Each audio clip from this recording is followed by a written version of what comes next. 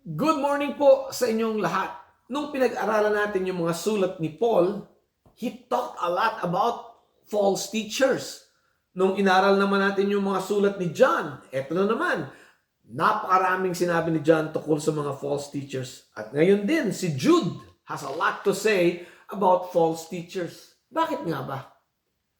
Because they are among us. Nandiyan dyan sila from the time of Paul, Jude, and John hanggang ngayon nandiyan pa ang mga false teachers. Doon nga sa verse 11 hanggang 13, sabi ni Jude, mga false teachers na ito, para silang si Cain, no? Pinatay niya kanyang kapatid na si Abel out of jealousy, or si Balaam who prophesied out of greed.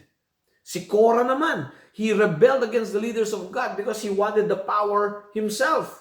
Tapos itinuloy pa niya, itong mga godless men are blemishes. Sabi niya, are selfish people. Tinawag din niya silang clouds without rain. Ibig sabihin, mga ipokrito. At trees without fruit. Ibig sabihin, walang kwenta. They are useless. Yet, sa beginning ng verse 11, Jude described these evil, godless men, these false teachers, with 3 words. Woe to them. Woe to them. Then, sa verse 14 hanggang sa 16, pinakita niya kung anong mangyayari sa kanila. Okay? So, itong time natin ngayong araw will be divided into 2 parts. Yung unang part, we'll talk about kung anong mangyayari sa mga godless men, false teachers. Okay? Pangalawa, we will look at kung ano naman yung dapat ginagawa ng isang anak ng Diyos habang hinihintay natin ang pagbabalik ng ating Panginoon. Yan ang pag-aaralan natin ngayong umaga. And so we pray. Heavenly Father, we thank you for this day and this time. Lord, tulungan nyo kami para maintindihan namin ang inyong salita. May your word enlighten us, encourage us, and empower us to do your will. And we ask in Jesus' name, Amen. Basahin ko lang yung verse 14 hanggang 16 kung anong mangyayari sa mga godless men, mga false teachers, sabi ni Jude. Enoch, the 7th from Adam, prophesied about these men. See, the Lord is coming with thousands upon thousands of his holy ones to judge everyone and to convict all the ungodly of all the ungodly acts they have done in the ungodly way, and all the harsh words ungodly sinners have spoken against him. These men are grumblers and fault finders. They follow their own evil desires. They boast about themselves and flatter others for their own advantage. Masaklap ang future nitong mga false teachers, godless men.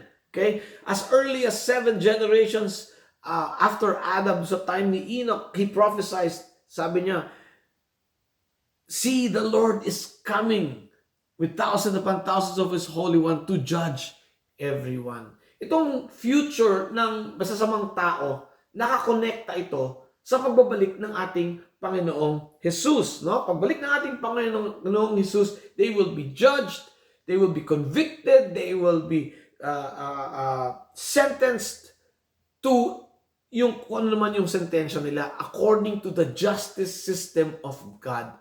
And every evil deed na ginawa nila, they will have to make an accounting for. Lahat.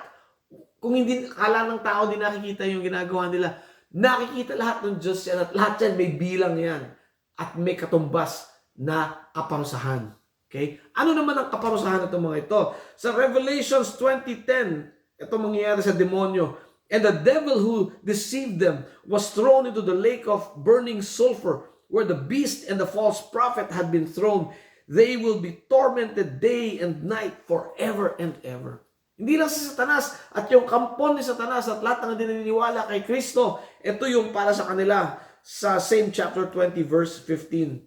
If anyone's name was not found written in the book of life, he was thrown into the lake of fire. Wow, napakasaklap ng future nitong mga masasamang mga tao. Tayo, mga anak ng Diyos, ano naman ang nasa future natin? Ituloy lang natin from verse 3 ng chapter 21. I heard a loud voice from the throne saying, now the dwelling of God is with men, and God will live with them. They will be His people, and God Himself will be with them and be their God. He will wipe every tear from their eyes. There will be no more death or mourning or crying or pain, for the old order of things has passed away. Wow, hallelujah. Yan ang future natin with God as children of God. Hallelujah. Pero ano naman ang dapat nating ginagawa while we wait for our blessed hope, yung pagbabalik ng ating Panginoon? Anong ginagawa na, dapat nating gawin in the present? Sa text natin, nakita ko 5 actions that we should be doing. Okay? Una sa verse 17 to 19, sabi niya, "Dear friends, remember what the apostles of our Lord Jesus Christ foretold. They said to you, in the last times, there will be scoffers who will follow their own ungodly desires.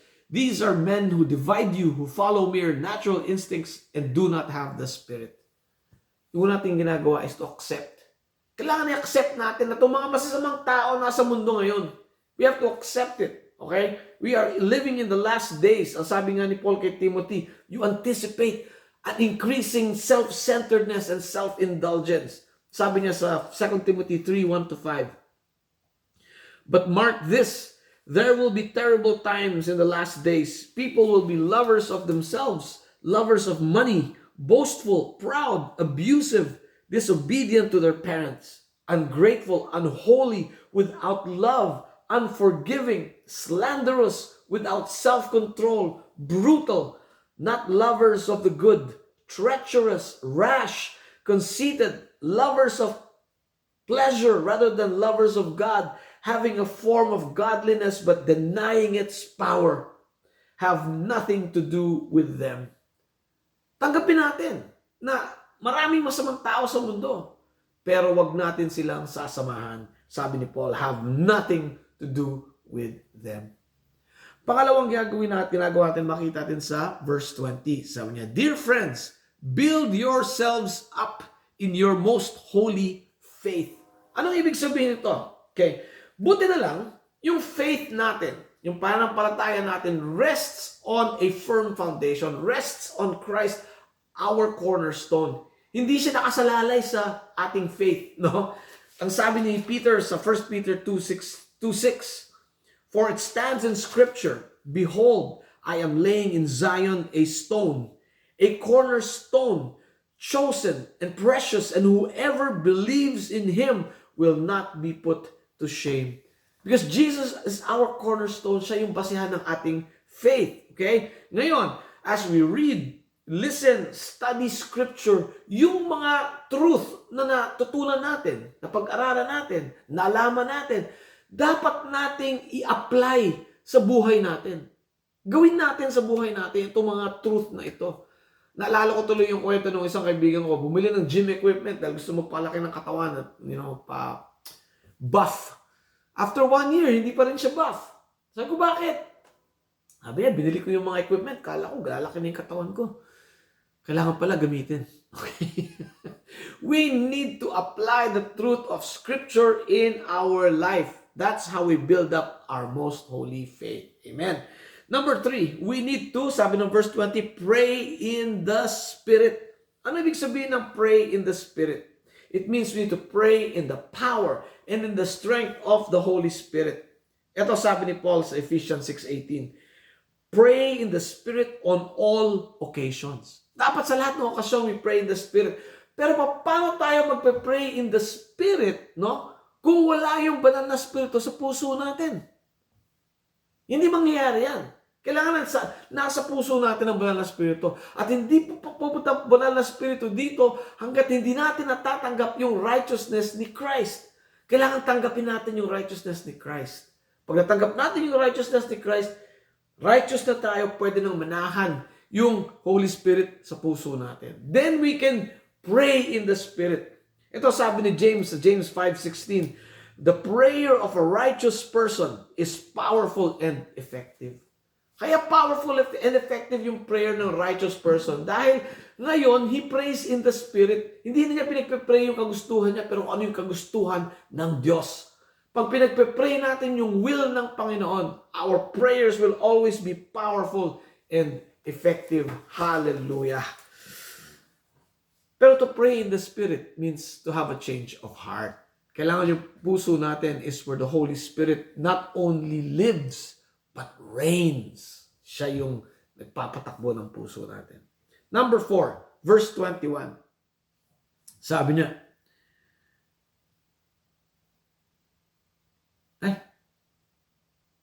keep yourselves in God. Okay.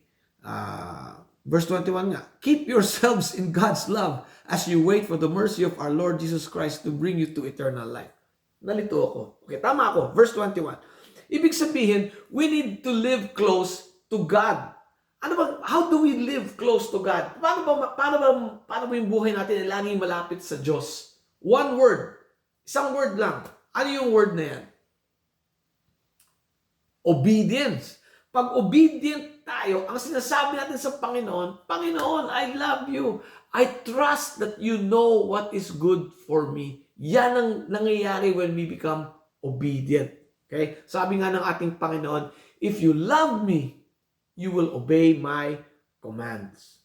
Okay? So if obedience draws us closer to God, ano naman yung naghihiwalay sa atin sa Panginoon? What separates us from God? One word din. Ano yan? Sin. Kasalanan. Sabi ni Isaiah sa 59:2, but your sins have separated between you and your God, and your sins have hid His face from you, and He will not hear. Litin ko. But your sins have separated between you and your God. Your sins have hid His face from you, and He will not hear. Obedience draws us to God. Sin separates us from God. And lastly, number 5, being an effective witness. Ito sabi ni Jude sa verse 22 hanggang 23. Be merciful to those who doubt. Snatch others from the fire and save them. To others show mercy mixed with fear, hating even the clothing stained by corrupted flesh. Ibig sabihin, dapat tama yung attitude natin and action natin as children of God. Let's be merciful to those who doubt. Maawa tayo dun sa mga hindi nakakaintindi ng salita ng Diyos. Maawa tayo dun sa mga hindi naniniwala sa Diyos. Huwag tayong magalit sa kanila. Okay? But we need to pray for them, for God's mercy on them. Yan ang dapat natin ginagawa. And to snatch them, to save them. Oh, only God saves, ha? Hindi tayo yan. But God uses us. No? Ginagamit tayo ng Panginoon to snatch them, to save them. And yan ang dapat nating ginagawa. Okay? Alam niyo yung audience ni Jude, they were living in a very vulnerable time. They had a lot of wrong teaching, temptations, and they were surrounded by immoral living. Tayo rin, punong-puno ng temptation, immoral living, tsaka wrong teaching. But we need to live like this. Accept, tanggapin natin na maraming evil men, but have nothing to do with them. We need to build ourselves in the most holy faith. Ibig sabihin, gampanan natin, gawin natin yung mga natutunan natin galing sa Biblia. I-apply natin sa buhay natin. Pangatlo, having the Holy Spirit in our heart. We need to pray in the Spirit for God's will. Yan. Number 4, we need to stay away from sin and be obedient to God. And number 5, be an effective witness for Christ. At alam nyo kung saan nagsisimula yung effective witness? When we proclaim the good news to others. Sa mga nakikinig na hindi pa nakakatanggap ng biyaya ng Diyos of salvation, hindi nyo pa natatanggap yung Holy Spirit sa puso ninyo, hindi nyo pa natatanggap yung righteousness ng ating Panginoon, pakinggan ninyo ang sabi ng ating Panginoon sa Mark 1:15. The kingdom of God is near. Repent and believe the good news. Kaya pag-pray ko kayo, by the power of the Holy Spirit, repent and believe.